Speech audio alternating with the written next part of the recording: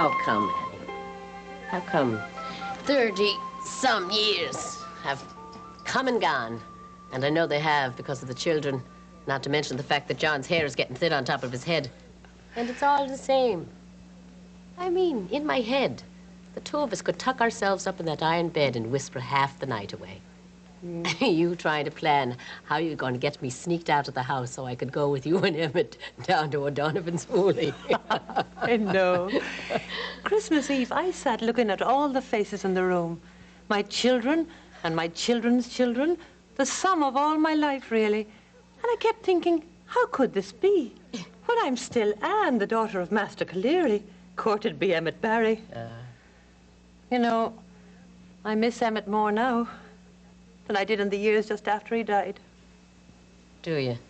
I do. You know, Deirdre wrote me. She told me not to worry about you and the children because she was convinced that you'd marry again. But I knew you would not. And besides, I wasn't worried the way she meant it anyway. We came through. You did indeed. Oh, Annie. Oh, darling, you're going to come through this time, too. Oh, you just have to trust Patrick. It's a fine hospital. I promise you they'll find out what's wrong with you. But just look at it, the devil. You know, I haven't sewn a stitch in over a year. Oh. When they get finished with you at Riverside, you'll be making lace. I promise. Now, let me see the pictures. I'm just wild to see them. Well, if I try to hold them, you'll think they're having an earthquake in Skibbereen. There they are. Oh, my word. Here's another one. Aunt Annie! Yeah. Oh! Daddy said there was a surprise waiting upstairs. This is terrific. When did you get here? No, welcome and hello. You don't look sick at all. I'm Siobhan. Oh, as if she could be anyone else. Well, I thought you weren't coming till tomorrow. No, I was on standby, and they had a seat for me today. No, that was yesterday. Whatever it was, I left home. And so I came on. Yes, and she got directly onto the subway from Kennedy. Would you believe it? Oh, good for you. Frances says she's an instant New Yorker. Oh, well, then you've already met your nephew, Senator? Oh. What do you think? Isn't he grand? And that glorious little John. And Mary came in on our way to the television station with Jack. We're old friends, of course, from their trip to Ireland. And Jack coming all the way uptown so that he could bring Ryan to meet me. God love her. Oh, and Patrick paid a visit as well. Yes, and mind you, we were on the phone to Kathleen besides. Oh, well, that's it. You've met all of us, Senator, doctor, news couple, a mother, and, me. I know you have spirit. I can see you're a beauty. What else are you? Oh, you're wonderful. Actually, in this house, beauty is as beauty does, which qualifies me as the family skunk cabbage. Siobhan fancies herself as the family rebel. Oh, does she now? Mm-hmm. Well, she comes by that, honestly enough. Oh, now, Mrs. Barry, that's enough out of you, if you don't mind. I don't understand. Apples fall under an apple tree, as my mother used to say. Your mother's daughter would have to have a touch of the renegade about her. Ma? Your ma, to be sure. Yes. Climbing out of the window to go dancing with Father O'Malley.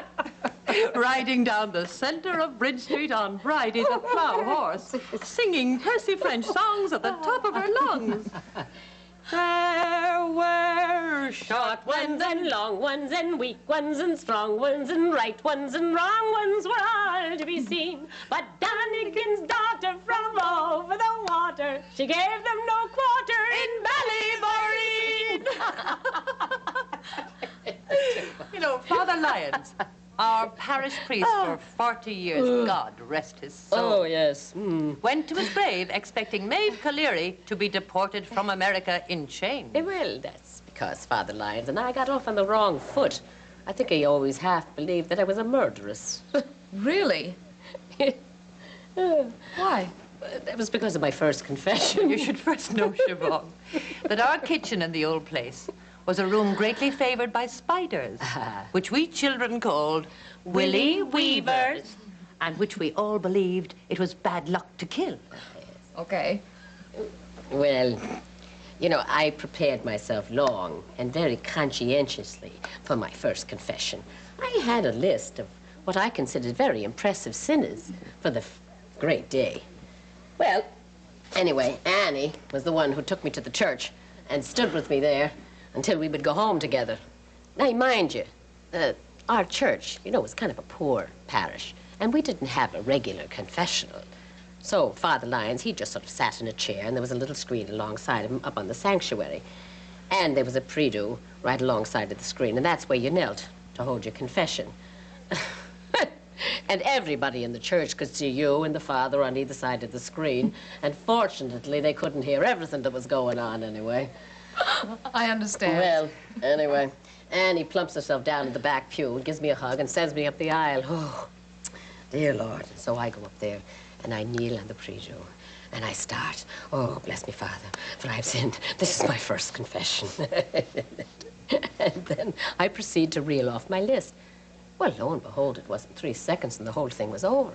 And I think to myself, oh, I'm shortchanging God and Father Lyons. So I sort of frantically go over in my conscience, and I think for a moment or two, and I come up with one more thing. So, in a teeny tiny whisper, I say, Father, oh, there's one more thing. I killed a Willie Weaver. And there was this sort of stunned silence. And he says to me, You what? You killed who? Don't make me laugh.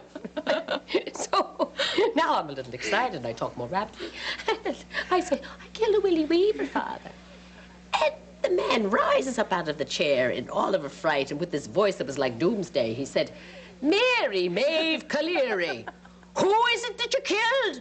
Well, everyone in the church could hear, and I couldn't get out not a word. So Annie picks herself up out of the back seat, comes charging down the aisle, and tells him, and sets the whole thing right. And of course, gives me absolution, and everything was fine.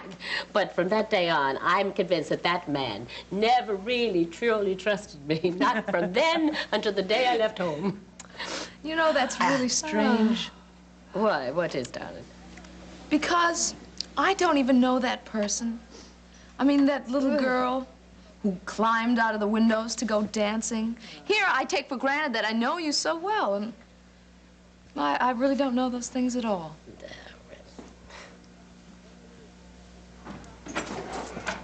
Well, here we are. Finn McCall was just begging to come up and meet his Aunt Annie. Oh, goodness gracious. Sit down, That's boy. John's puppy. Sit. Sit down. Look at the size of it. Give Annie the paw. Paw. Finn, is it? Well, how do you do, Finn? Kevin just took over for me.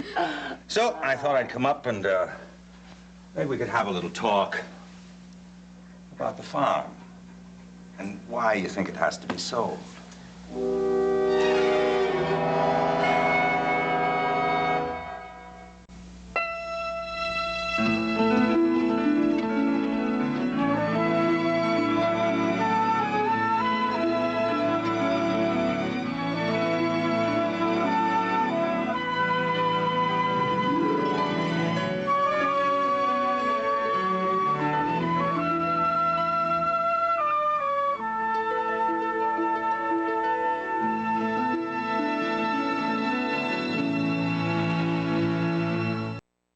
The problem, pure and simple, is money, or rather the lack of it. Last year, for the first time in history, they began collecting tax money on farmland in Ireland. We have the land right enough, but the farm isn't working, so it can't pay its own way. Couldn't you maybe sell some of the acres enough to pay for the tax money on the rest? Well, we talked about that, about selling it in lots. Oh, no. Oh, it seems a dreadful thing to do to that lovely place, and in the end, the money would be gone and the farm would be gone too. Well, it seems to be the answer is farming the land again. Well, of course it would, except for the money you'd need to restore the buildings and buy equipment. A lot of money, John. More, I think, than you'd get if you sold it all. My son-in-law, Redmond, Maggie's husband, would like nothing better than to get the place going again, but the expense would be terrible. We have a dream that we go through on our more fanciful days, that Maggie and Red have the farm, and it's all the way it used to be, but with heat and hot water to boot. And they invite me to come live with them, so that I could be there for the children and Maggie could teach full time. Oh, splendid. Wouldn't it be? Why did everybody leave in the first place? Well, that was our mistake, of course. See, after Mother died, we all had our own houses and our own business to tend to. So the place stood empty, and the years slipped by. Well, I'll show you. Maeve, where are the pictures? Oh, There, look there.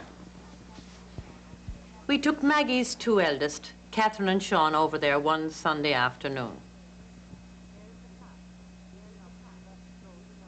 There's the path leading up from the road to the house. oh, how many times did we travel that one?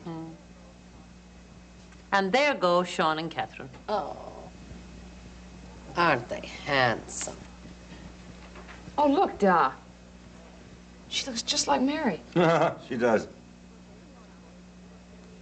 They've been going out there since they were babies, of course, but this day was special. They've grown up with the stories, but it's all begun to mean something now. They're getting a sense of who they are and where they came from. Oh. I know. That's the house on the left and the barn on the right. And the blackberry and fuchsia bushes grow right up to the door. Oh, it's so hard to see the place like this. It was always such a welcoming place. It was indeed. What's going on here? Oh, they're taking the boards from the window so that we'd have light inside.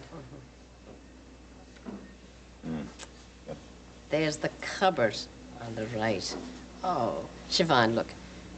Your grandfather made that cupboard all by hand. He was never happy with the way the doors hung. Some one of us had forgotten the old iron kettle, and Catherine found it in the ashes. Imagine the rascals. Annie, Yes, darling. if the place gets sold, don't leave the kettle there. It's safe at home. Is this the upstairs? Uh-huh. That's the upstairs hall that leads to my father's mother's bedroom, and of course our bedroom was there too. Annie, is that our bed? It is. The girls shared one room, the boys shared the other. 7 children, 2 parents, and sometimes a grandparent in that house. When our grandfather was with us, he slept on a couch by the fireplace in the sitting room. Oh, yes. I wish I was there to see this now. Oh, I wish you could be too. I just can't bear to think of this place being sold. I mean, I can imagine how you must feel. I'll get it. Hello? Hello, Johnny, it's Faith. I know you've probably heard from Pat, but I just wanted to call and let you know that Tom's out of surgery and he's in intensive care now. Well, can you tell yet how it went? I mean, Patrick wasn't saying much. No, I haven't spoken to Roger yet. But when we know something definite, I'll be sure to let you know. And in the meantime, could you please ask Maeve to pray for him? I will, sweetheart, but you know she's doing it already. All right. I'll talk to you later, all right? Right.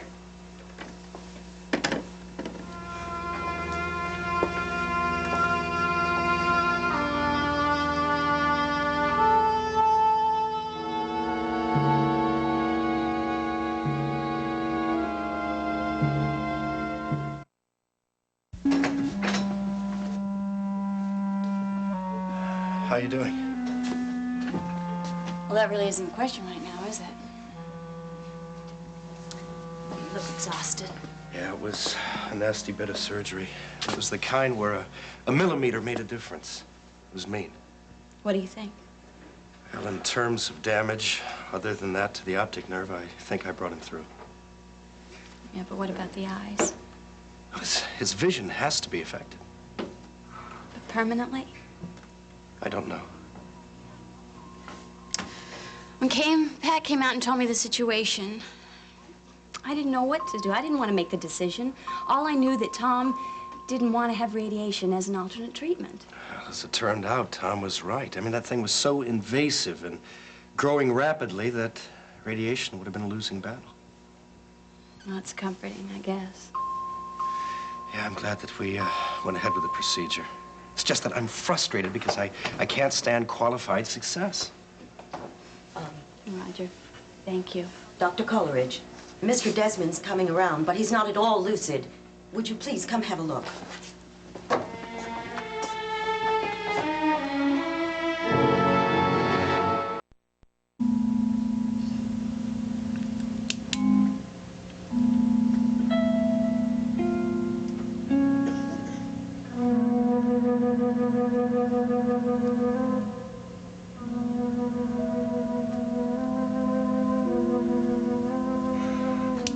Can you see the light, Tom?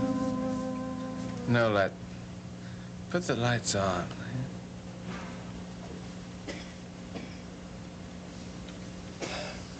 We will later, okay? It's dark. So you can sleep. It's night. Go to sleep now, Tom. We'll talk to you some more tomorrow morning.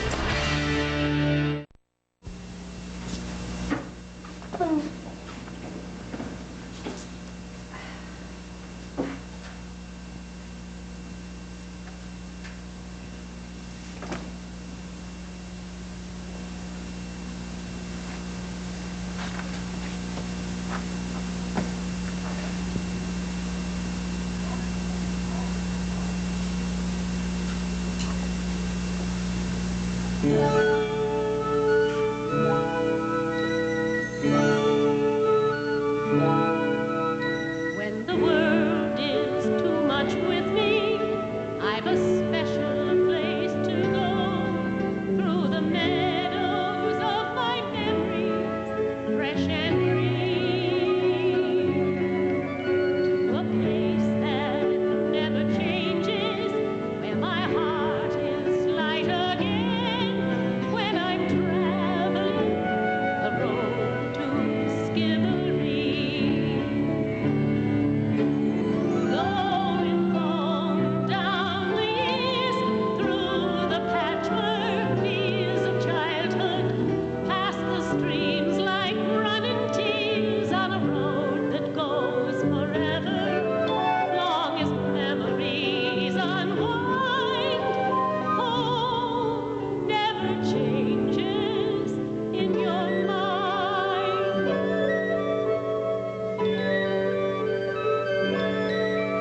Now the peat fire's softly glowing, there's a kettle on the hob, and my mother waits beside the old red door. Morning sun spills in the window on a table set for tea, and the youngest child is playing on the floor.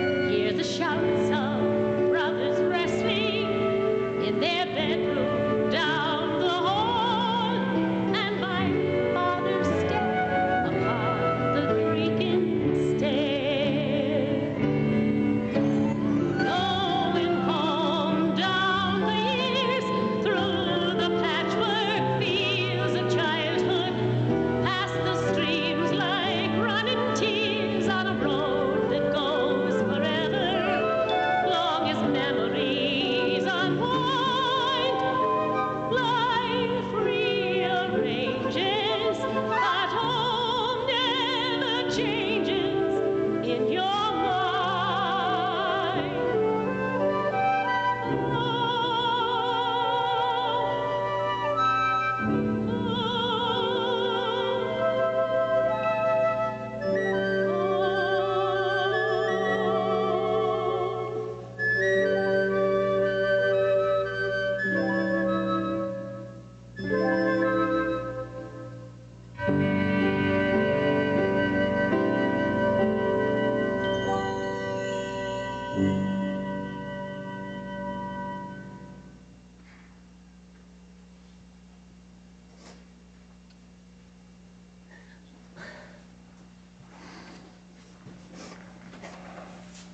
Lady.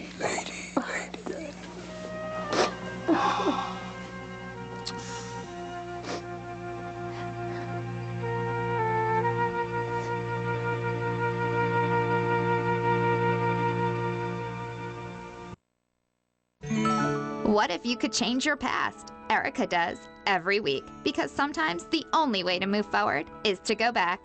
A new original primetime drama, Being Erica, tonight at 10 on SoapNet.